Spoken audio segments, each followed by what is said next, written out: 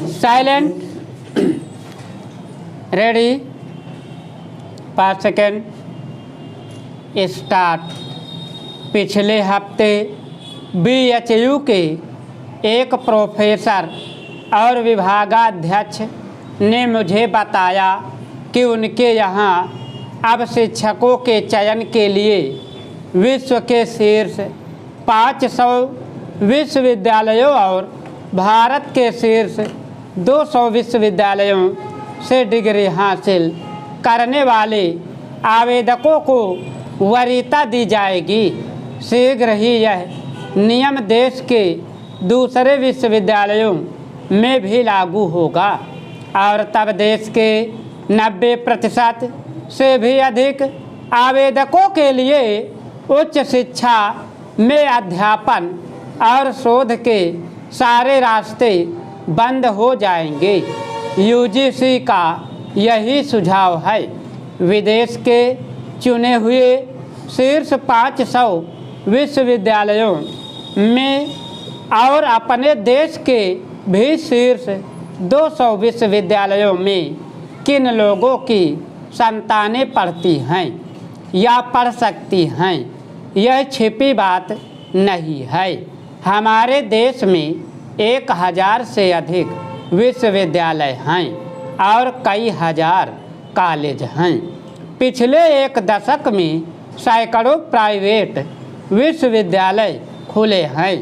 विदेशी विश्वविद्यालय भी तेजी से अपने कैंपस यहाँ खोल रहे हैं। ये प्राइवेट और विदेशी विश्वविद्यालय विद्यादान के लिए नहीं खुल रहे हैं।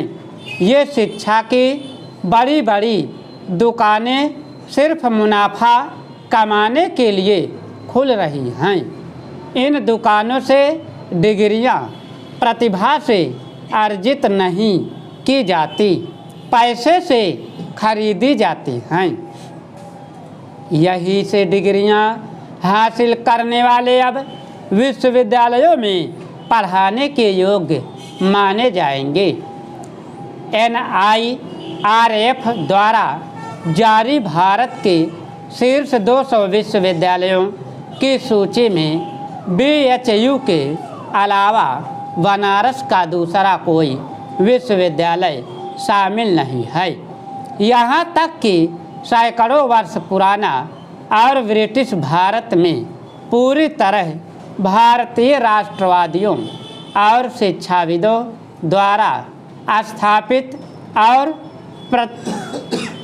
प्रबंधित महात्मा गांधी काशी विद्यापीठ भी नहीं, जिसका उद्घाटन स्वयं महात्मा गांधी ने किया था और जिसे आचार्य नरेंद्र देव, बाबू शिव प्रसाद गुप्त, भगवान दास, कृष्णकांत मालवीय, जमनालाल बजाज और पुरुषोत्तम दास टंडन जैसे मनीषियों ने अपने खून पसीने से सींच कर भारत की संस्कृति और प्रकृति के अनुरूप निर्मित किया था।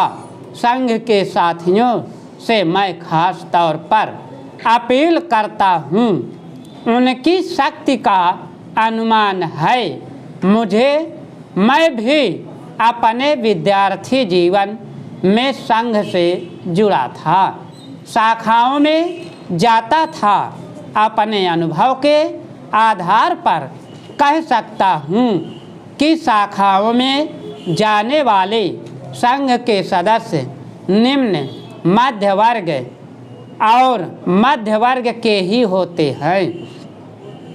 अमीर घरों के गिने चुने लोग ही यदा कदा शाखाओं में हिस्सा लेते हैं। आपने जिस सनातन संस्कृति की हिफाजत के लिए संकल्प लिया है, अपना बहुमूल्य जीवन समर्पित किया है, उस संस्कृति में इन विदेशी विश्वविद्यालयों की कोई रुचि नहीं है।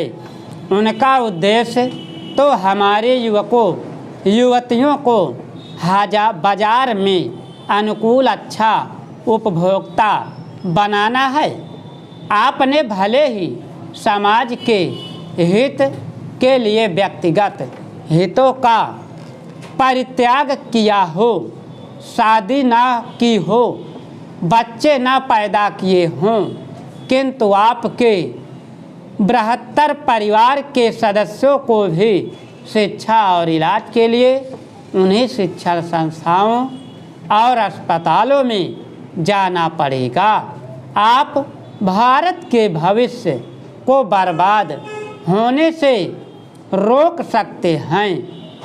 आप भली भांति जानते हैं कि प्रतिभाशाली व्यक्ति सिर्फ अमीरों के घरों में ही जन्म नहीं लेते, सुदूर गांवों में मजदूरों और गरीब किसानों के घरों में भी प्रतिभाएं जन्म लेती हैं।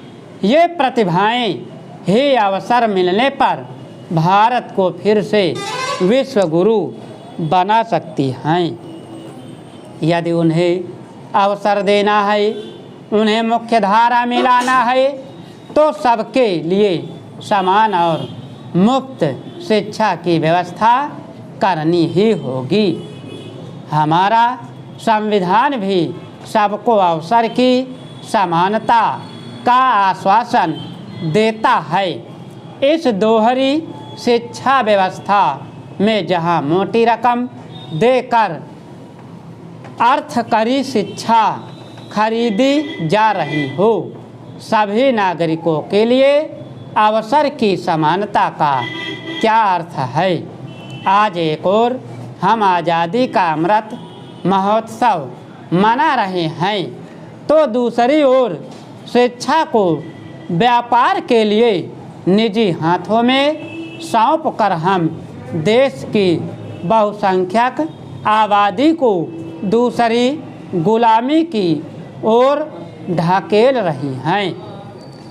हमारे देश का शिक्षा बजट 3% से भी कम है, जो विश्व में 136वें स्थान पर है, जबकि रक्षा बजट 13.18% के साथ अमेरिका और चीन के बाद दुनिया में तीसरा सबसे बड़ा बजट है।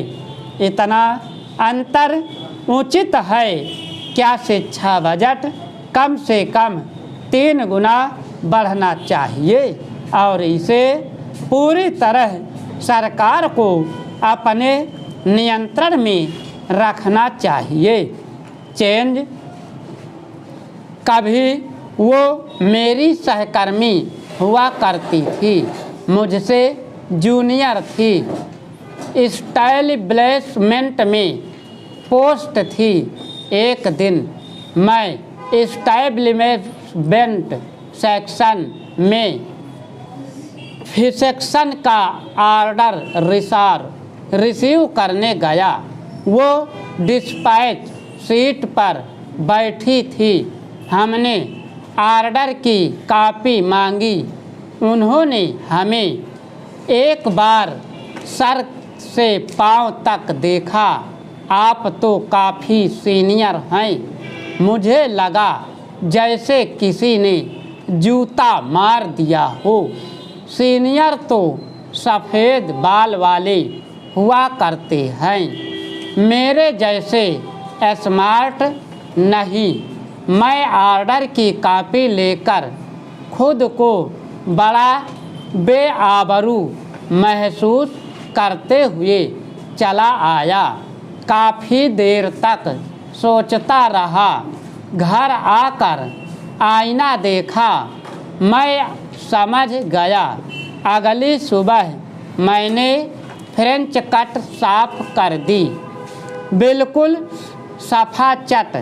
आईने ने बताया, अब लग रहे हो आदमी टनाटन और जवान। अगले दिन मैं ऑफिस पहुंचा।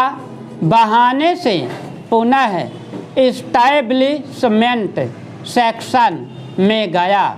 महिला सहकर्मी मुझे देखकर मुस्कुरा दी।